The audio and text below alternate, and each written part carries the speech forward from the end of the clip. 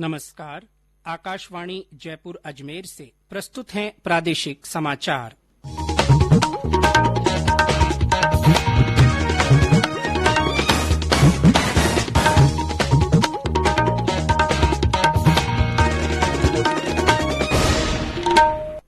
मुख्य समाचार।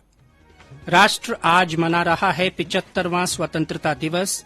प्रधानमंत्री नरेंद्र मोदी ने नई दिल्ली में लाल किले की प्राचीर पर राष्ट्र ध्वज फहराया और देश को किया संबोधित। प्रदेश में भी समारोहपूर्वक मनाया जा रहा है स्वतंत्रता दिवस। मुख्यमंत्री अशोक गहलोत ने राज्य स्तरीय समारोह में ध्वजारोहण कर ली मार्च पास्ट की सलामी। राष्ट्रपति रामनाथ कोविंद ने देशवासियों से राष्ट्र के विकास के लिए पूर्ण समर्पण और सेवाभाव से काम करने का किया आह्वान। और राज्य में अमृत महोत्सव के तहत किए जा रहे हैं विभिन्न कार्यक्रम आयोजित। समाचारों के साथ मैं जितेंद्र सिंह पूनिया। सभी श्रोताओं को स्वतंत्रता दिवस की शुभकामनाएं। और अब समाचार विस्तार से।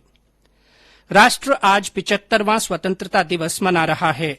इस अवसर पर प्रधानमंत्री नरेंद्र मोदी ने नई दिल्ली में लाल किले की प्राचीर पर राष्ट्र ध्वज फहराया। इस मौके पर प्रधानमंत्री ने कहा कि सरकार का लक्ष्य समाज की आखिरी पंक्ति तक पहुंचना है। उन्होंने कहा कि देश के हर गरीब और हर व्यक्ति तक पोषण पहुंचाना सरकार का लक्ष्य है। सरकार की कई योजनाओं का लाभ गरीबों तक पहुंचा है। अनेक योजनाओं का लाभ करोड़ों गरीबों को उनके घर तक पहुंचा है। उज्ज्वला से लेकर आयुष्मान भारत की ये ताकत आज देश का हर गरीब जानता है। आज सरकारी योजनाओं की गति बढ़ी है, वो निर्धारित लक्ष्यों को प्राप्त कर रही है।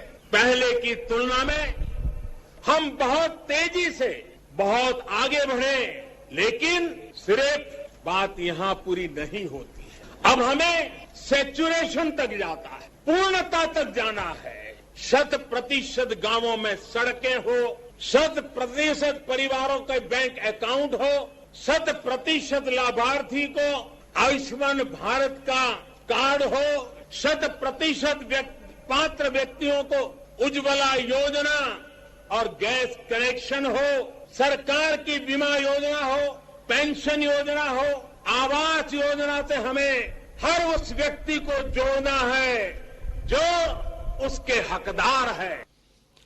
प्रधानमंत्री ने कहा कि चिकित्सा शिक्षा में जरूरी बड़े बड़े सुधार किए गए हैं। चिकित्सा सीटों में बढ़ोतरी की गई है और अखिल भारतीय स्तर पर पिछड़ा वर्ग के लिए सीटों के आरक्षण की व्यवस्था भी की गई है। देश में 75,000 से ज्यादा हेल्थ और वेलनेस सेंटर बनाए जा चुके हैं। बहुत जल्द देश के हजारों अस्पतालों के पास अपने खुद के ऑक्सीजन प्लांट भी होंगे। प्रधानमंत्री ने कहा कि सबका साथ, सबका विकास, सबका विश्वास और सबका प्रयास सरकार का लक्ष्य है। उन्होंने कहा कि विकास सर्वांगीण, सर्वस्पर्शी और समावेशी होना चाहिए। प्रधानमंत्री ने कहा कि देश में सहकारवाद के लिए अलग से मंत्रालय बनाया गया है। उन्होंने कहा कि देश के 110 आकांक्षी जिलों में विकास के कार्य किए जा रहे हैं। श्री मोदी ने कहा कि देश में छोटे किसानों को ध्यान में रखते हुए कृषि सुधार किए जा रहे हैं। किसान सम्मान निधि योजना के तहत 10 करोड़ से अधिक किसान परिवारों के बैंक खातों में 1.5 लाख करोड़ रुपए से ज्यादा की रकम सीधे जमा करा दी गई है। 70 से ज्यादा मार्गों पर किसान रेल भी चलाई जा रही है। प्रदेश में भी 75वां स्वतंत्रता दिवस समारोह पूर्वक मनाया जा रहा है। राज्य स्तरीय स्वाधीनता दिवस समारोह का आयोजन जयपुर के सवाई मानसिंह स्टेडियम में हो रहा है। मुख्यमंत्री अशोक गहलोत ने ध्वजारोहण कर मार्च पास्ट की सलामी ली।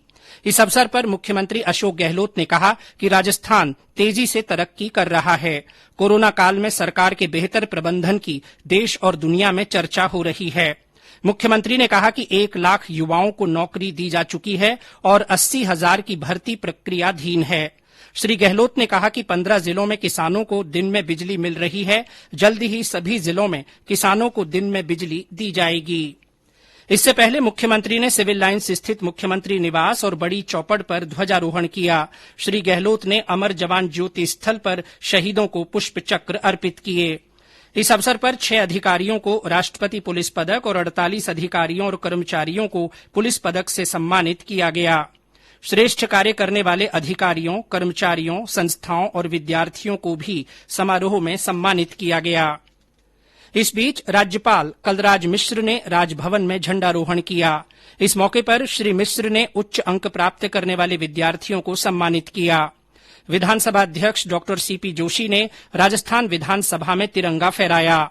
राजस्थान उच्च न्यायालय और सचिवालय सहित राज्य और केंद्र सरकार के सभी कार्यालयों में ध्वजारोहण किया गया।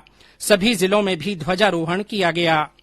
22 जिलों में प्रभारी मंत्रियों ने राष्ट्रीय ध्वज फहराए। बारां में कृषि उपज मंडी प्रांगण में खान और गोपालन मंत्री प्रमोद जैन भाया ने ध्वजारोहण कर मार्च पास्ट की सलामी ली। बूंदी के खेल संकुल में खेल राज्य मंत्री अशोक चांदना ने तिरंगा फहराया और मार्च पास्ट की सलामी ली। इस अवसर पर 41 प्रतिभाओं का सम्मान किया गया। धौलपुर में जिले के प्रभारी मंत्री भजनलाल जाटव ने झंडारोहण कर परेड की सलामी ली। अलवर के इंदिरा गांधी स्टेडियम में श्रम राज्य मंत्री टीकाराम जूली ने ध्वजारोहण किया और वीरांगनाओं को सम्मानित किया। सवाईमाधोपुर के पुलिस लाइन परेड ग्राउंड में उद्योग मंत्री परसादी लाल मीणा ने तिरंगा फहराया और मार्च पास्ट की सलामी ली। दौसा के राजेश पायलट स्टेडियम में महिला और बाल विकास मंत्री ममताज भूपेश ने ध्वजारोहण कर मार्च पास्ट की सलामी ली। इस अवसर पर जिले की 42 प्रतिभाओं को सम्मानित किया गया। आकाशवाणी जयपुर केंद्र में भी राष्ट्र ध्वज फहराया गया। समाचार अभी और भी हैं, पहले ये संदेश। बात ये समझो बहना भाई, करो ना तुम अब लापरवाही, यही बात सबको समझाए, चलो चलो वैक्सीन लगवाएं।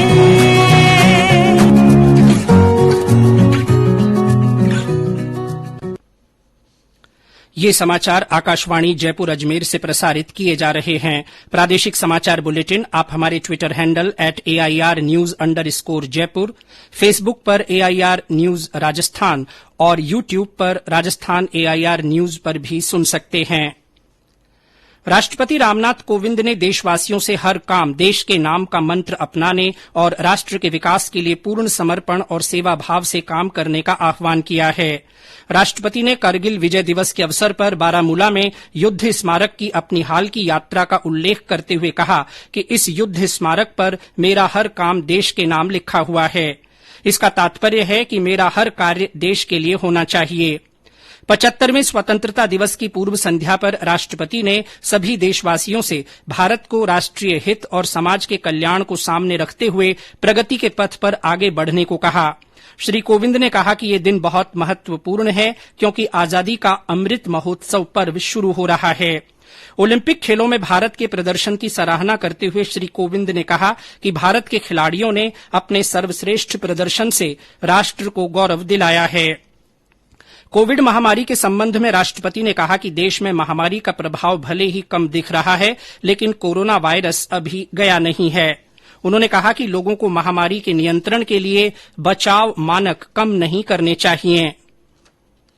और अब आजादी का अमृत महोत्सव से जुड़े समाचार। आजादी का अमृत महोत्सव